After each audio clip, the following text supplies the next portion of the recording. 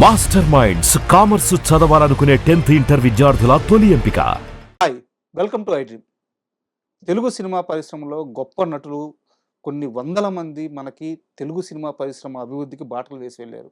అలాంటి వారిలో విజయ నిర్మల గారి ప్రస్థానం గురించి ప్రత్యేకంగా చెప్పుకోవాల్సిన అవసరం లేదు.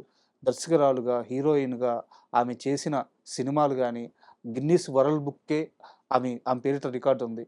సో మరోవైపు వాణిశ్రీ గారు, ఆమె ఎంత గొప్ప హీరోయినో ప్రత్యేకంగా చెప్పుకోవాల్సిన అవసరం లేదు.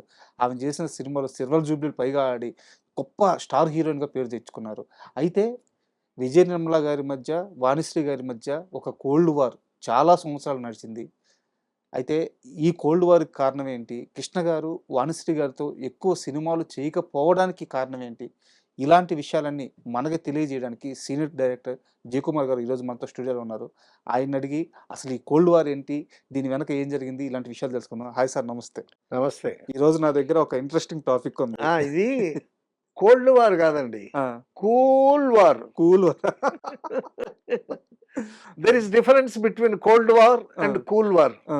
అంటే కూల్ వార్ అంటే చక్కగా ఐస్ వాటర్ తాగినట్టు ఉంటుంది. కోల్డ్ వార్ అంటే ఐస్ గడ్డలాగా ఉంటుంది. అయితే చాలా సున్నితంగా జరిగిన సున్నితంగానే ఉంటుంది. కొంచెం తెరిస్తే కొంచెం గంభీరంగా ఉంటుంది. అదే సార్, నా డౌట్ కూడా ఏంటంటే ఇద్దరు లెజెండరీ పర్సన్స్. విజయ నిర్మల గారు అంటే మామూలు విషయం కాదు, వాణిశ్రీ గారు అంటే మామూలు హీరోయిన్ గారు. అవునవును. సో అసలు వీళ్ళిద్దరి మధ్య ఆ గ్యాప్ ఎందుకు వచ్చింది? ఏంటంటే మొట్టమొదటి ప్రపంచ తెలుగు మహాసభలు సాహిత్యం మీద జరపాలనేటటువంటి ఒక చర్చ వచ్చిందండి. సో తెలుగు మహాసభలు, అందులో గుమ్మడి గారు, జగ్గి గారు, వీళ్ళందరూ సాహిత్యం మీద చాలా పట్టున్న వాళ్ళు. సో సాహిత్యాభిమానులు. తర్వాత గుమ్మడి గారు పెద్ద రైటరు. రవీంద్రనాథ్ ఠాగూర్ గీతాంజలి ట్రాన్స్లేట్ చేశాడు ఆయన పద్యాల్లో, పద్య కవిత్వం చేశాడు.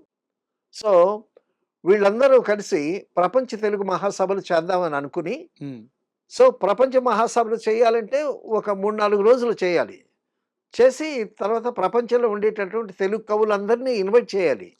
సో వాళ్ళకి లాడ్జింగ్, బోర్డింగ్, వాళ్ళకి వసతి అవన్నీ ఏర్పాటు చేయాలి. తర్వాత బుక్స్ అవన్నీ అరేంజ్ చేయాలి. దానికి ఫండ్స్ రైజ్ చేయాలి. ఆ ఫండ్స్ రైజ్ చేయటం కోసం అప్పుడేంటంటే ఆర్టిస్ట్ అసోసియేషన్ ఉండేది మెడ్రాస్లో, తెలుగు ఆర్టిస్ట్ అసోసియేషన్.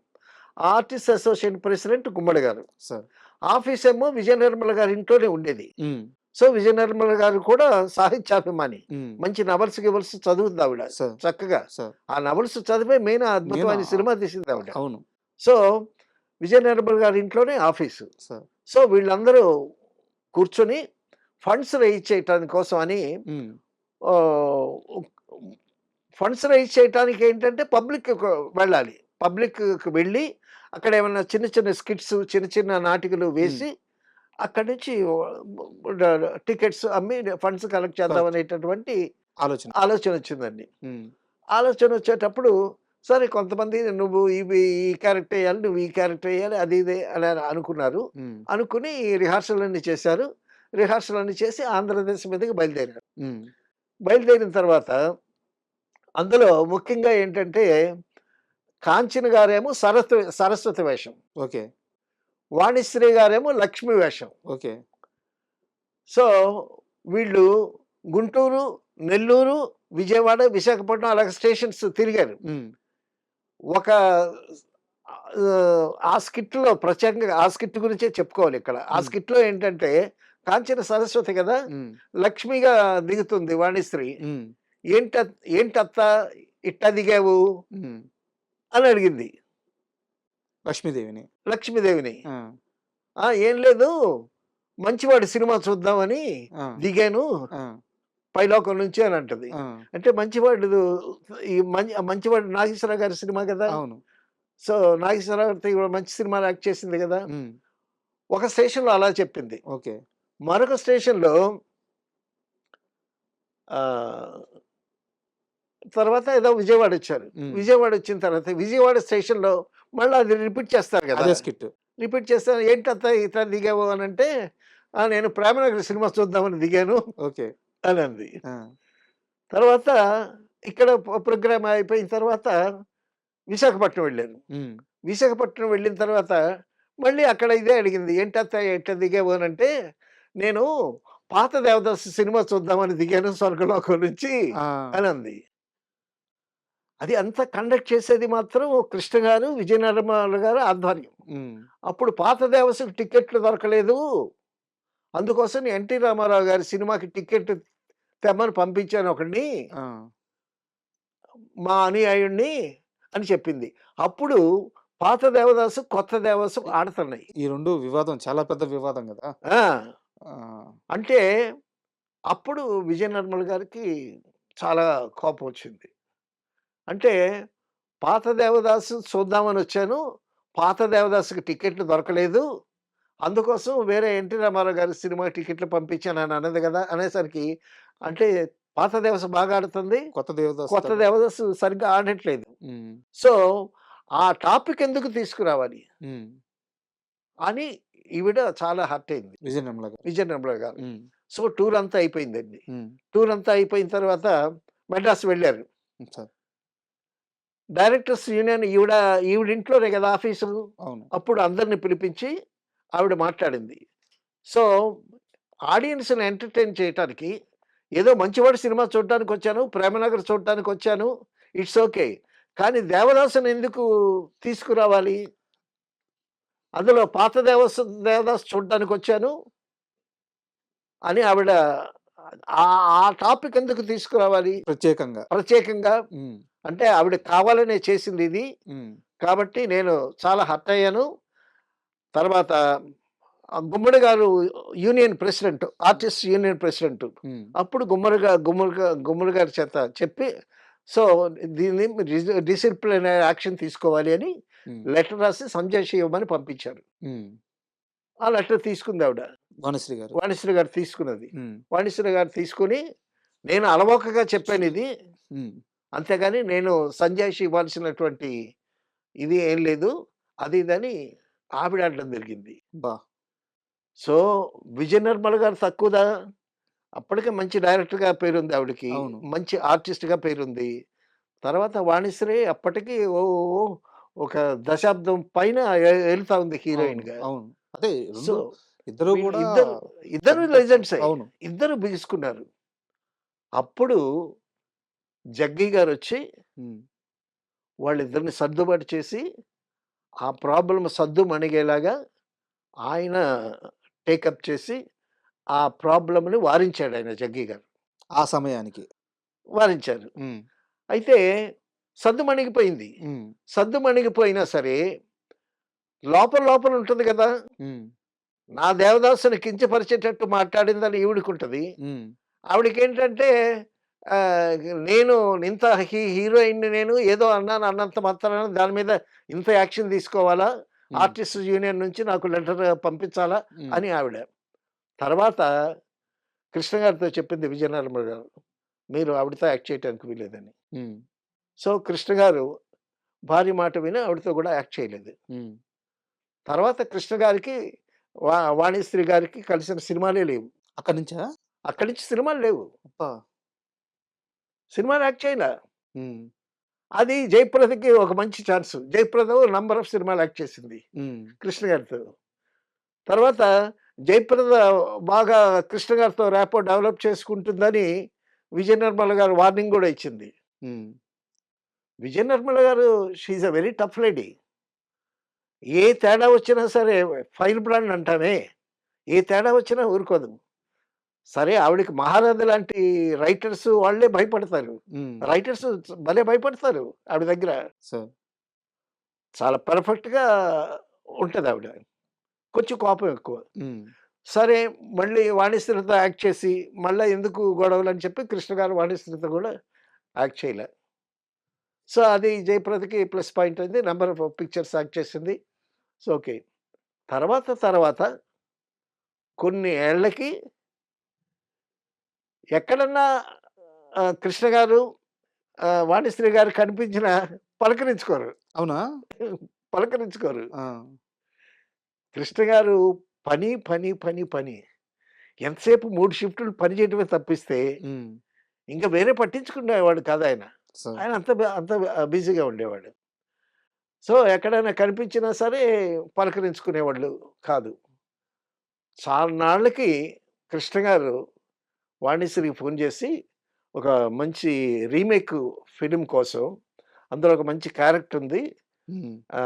నేను నేను హీరోగా చేస్తున్నాను.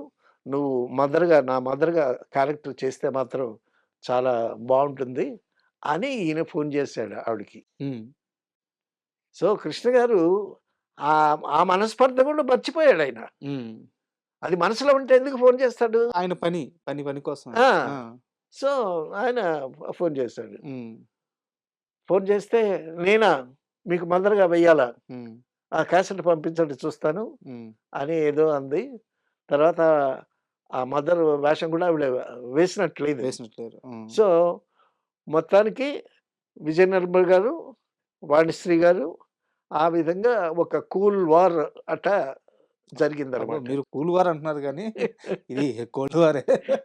అయితే ఆ! విజయ నిర్మల గారి గురించి ప్రత్యేకంగా మాట్లాడుకోవాలి సార్. విజయ నిర్మల గారి గురించి, దాంతో పాటు కృష్ణ గారి పైన ఆమెకుండే అభిమానం, ప్రేమ గురించి. తర్వాతండి షూటింగ్ అయిపోయిన తర్వాత సాయంకాలం పద్మాలయలో కూర్చుంటాడు. కూర్చొని బ్రదర్స్‌తో వాళ్ళతో సరదాగా కబుర్లు చెప్పుకుంటాడు. తర్వాత ఇందాక ఎవరో అన్నారు. అక్కడ 2 బజ్జీలు తింటాడంట హ్మ్. కృష్ణ గారు. హ్మ్. ఇంటికొచ్చిన తర్వాత 2 పెగ్గలేసుకుంటాడు కృష్ణ గారు. 2 పెగ్గలే. హ్మ్. అంతకన్నా ఎక్కువ వేసుకోవటం జీడిపప్పులు అవి ఇవి పెట్టింది విజయ నిర్మల గారు. హ్మ్. సో, ఆ పప్పులు తిని ఆ 2 పెగ్గలే వేసుకొని చక్కగా భోజనం వడ్డించి ఆవిడ చాలా చక్కగా వంట చేస్తదావిడ. హ్మ్. చాలా రుచిగా వంట చేస్తదంట. సో, చక్కగా భోంచేసి నిద్రపోయి మళ్ళా ఉదయం షూటింగ్‌కి వెళ్ళటం. హ్మ్. తర్వాతండి విజయ నిర్మల, కృష్ణ గారు వాళ్ళు జంట అయిన తర్వాత ఆ బిగినింగ్‌లో ఏదో ఆహ్, అనిపించినా కూడా తర్వాత ఇండస్ట్రీలో చాలా ఆదర్శమైనటువంటి దంపతుల్లాగా వాళ్ళ జీవనం సాగించారు. తర్వాత కృష్ణ గారి ఒడిదుడుకుల్లో కూడా హ్మ్. ఆవిడ ఆయన క్షేమ సమాచారాలు చూడటం, ఆయన ఆరోగ్యం చూడటం, ఆయన ఏదన్నా ఆర్థికంగా ఇబ్బందులు పడ్డా గూడా ఒడిదుడుకుల్లో గూడా ఈవిడ సపోర్ట్ ఇవ్వటం. సో, ఆ విధంగా వాళ్ళిద్దరూ చాలా చక్కగా, చాలా అన్యోన్యంగా జీవనం సాగించినటువంటి జంటగా తెలుగు ఇండస్ట్రీలో చెప్పుకోవచ్చు. మరి ఇప్పుడు మీ మాటల్లో గూడా సార్, హ్మ్. ఆమె కృష్ణ గారి మీద ఆమె ప్రేమ కనిపిస్తుంది. అలా అంత గొప్ప ప్రేమ పెట్టుకున్న అర్ధాంగి హ్మ్. 'దేవదాస్' సినిమాని ఒక స్టార్ హీరోయిన్ అట్టంటే ఆమె ఎలా తట్టుకుంటది? అవునవును. ఆమె తీసుకోలేదు గదా! అంతే. అంతే. అంతే. అందుకని ఆమె అంత సీరియస్‌గా ఎళ్ళిపోయింది. తర్వాతండి ఇది ఈ ఇది ఇది 'దేవదాసు' పాత 'దేవదాసు' రిలీజ్ అవ్వుద్దని ఎక్స్‌పెక్ట్ చేయలేదు వీళ్ళు. హ్మ్.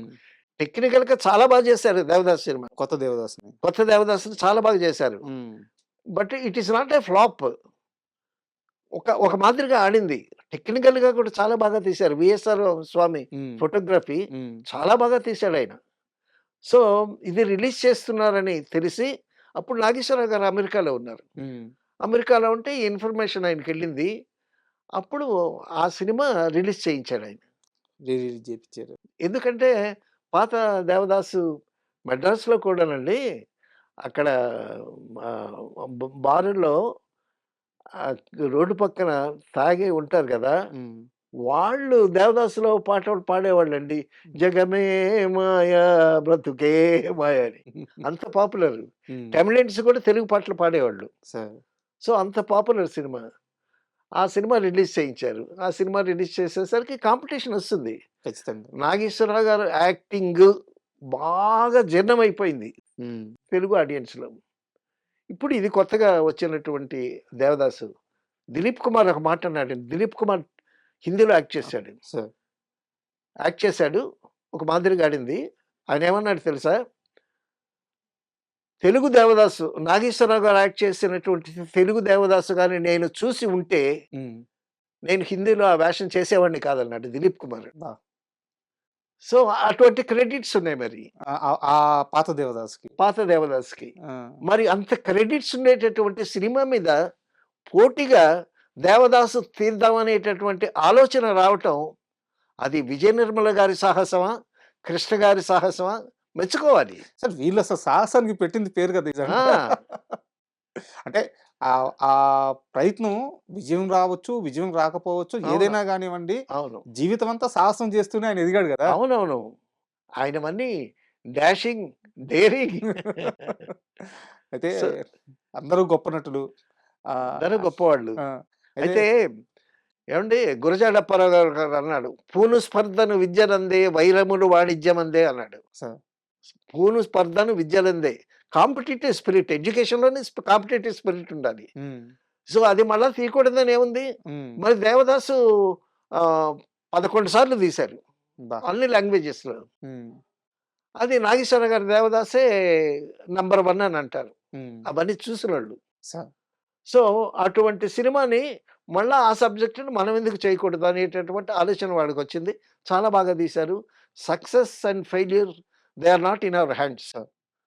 కొన్ని లక్షల మంది ప్రజలు నిర్ణయించాల్సినటువంటి ఇప్పుడు ఆడినవన్నీ గొప్ప సినిమాలు గాదు. ఆడనివన్నీ చెత్త సినిమాలు కాదు. స ఒక్కొక్కసారి మంచి సినిమాలు కూడా ఫెయిల్ అవుతాయి. రకరకాల కారణాలయి ఉండొచ్చు. రకరకాల కారణాలు. అది. అది ఆ విధంగా విజయ నిర్మల గారికి, వాణిశ్రీ గారికి మధ్యన జరిగినటువంటి కూల్ వార్. అంటే ఆ రోజు ఇదంతా చాలా సీరియస్‌గా జరిగుండొచ్చు. అవును. బట్ ఇవన్నీ గూడా మనకి మెమోరీస్. డెఫినిట్‌గా. ఎందుకంటే ఆ లెజెండరీ పర్సన్స్ వాళ్ళ అవును. జీవితంలో జరిగిన చిన్న చిన్న ఇన్సిడెంట్స్ మనం ఏదో గొప్పగా మాట్లాడుకుంటున్నాం గాబట్టి this is a history of history. Films. Correct sir. సినిమాని ఆ! ప్రేమించే వాళ్ళందరికీ ఇలాంటి విషయాలు చాలా ఆసక్తిగా ఉంటాయి. అవునవును. గొప్ప విషయాలను మాతో షేర్ చేసుకుంటున్నారు. Thank you. Thank you okay. Sir.